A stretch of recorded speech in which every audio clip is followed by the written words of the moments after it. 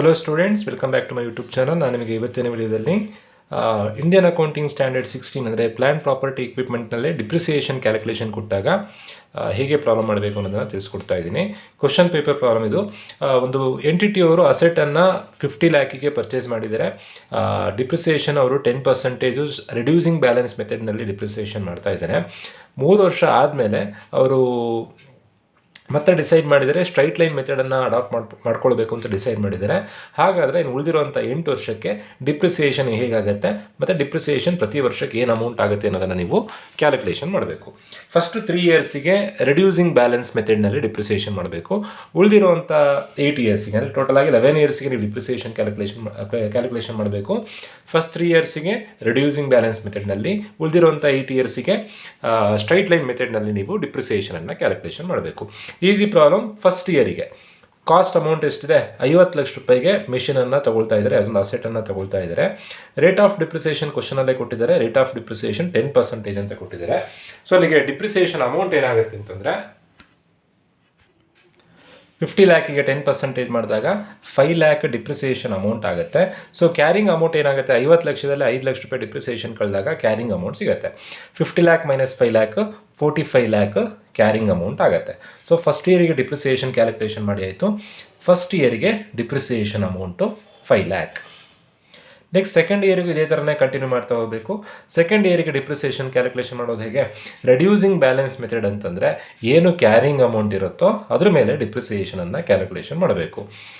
45 lakh carrying amount ಇದೆ. Rate of depreciation 10% ಕೊಟ್ಟಿದ್ದಾರೆ.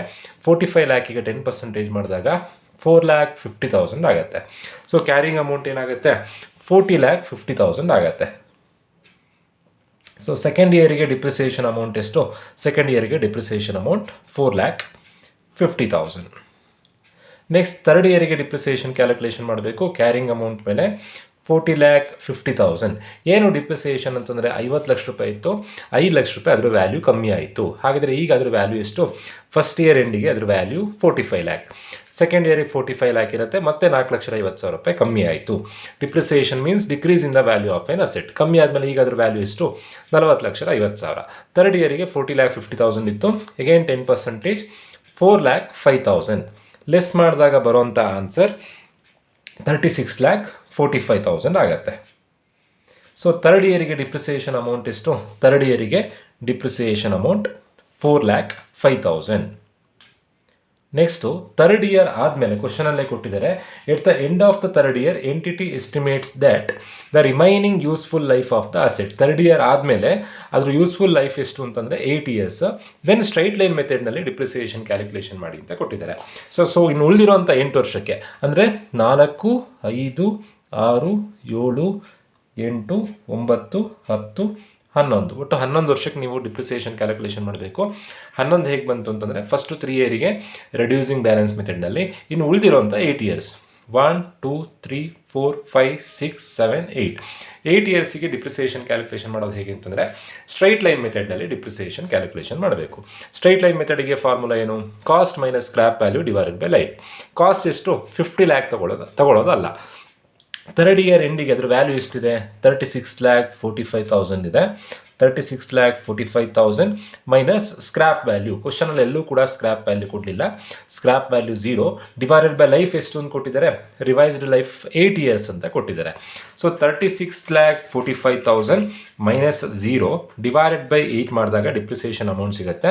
Depreciation amount ಎಷ್ಟು ಅಂತಂದರೆ 4,55,625. ಸೊ ಇನ್ನು ಎಲ್ಲ ವರ್ಷಕ್ಕೂ 4th ಇಯರಿಂದ ಹಿಡಿದು 11th ಇಯರ್ ತನಕ ಎಲ್ಲ ವರ್ಷಕ್ಕೂ 4,55,625 ಬರ್ಕೊಳ್ಬೇಕು. ನನ್ನಲ್ಲಿ 4 to 11 ಇಯರ್ಸ್ ತನಕ ಡಿಪ್ರಿಸಿಯೇಷನ್ ಸೇಮ್ ಬರ್ಕೊಂಡಿದ್ದೀನಿ. ನೆನ್ಪಿಟ್ಕೊಳ್ಳಿ, ಸ್ಟ್ರೈಟ್ ಲೈನ್ ಮೆಥಡ್ನಲ್ಲಿ ಡಿಪ್ರಿಸಿಯೇಷನ್ ಮಾಡಬೇಕಾದ್ರೆ ಡಿಪ್ರಿಸಿಯೇಷನ್ ಅಮೌಂಟ್ ಸೇಮ್ ಇರುತ್ತೆ. ರೆಡ್ಯೂಸಿಂಗ್ ಬ್ಯಾಲೆನ್ಸ್ ಮೆಥಡ್ನಲ್ಲಿ ಡಿಪ್ರಿಸಿಯೇಷನ್ ಮಾಡಬೇಕಾದ್ರೆ ಡಿಪ್ರಿಸಿಯೇಷನ್ ಕಮ್ಮಿ ಆಗ್ತಾ ಹೋಗುತ್ತೆ.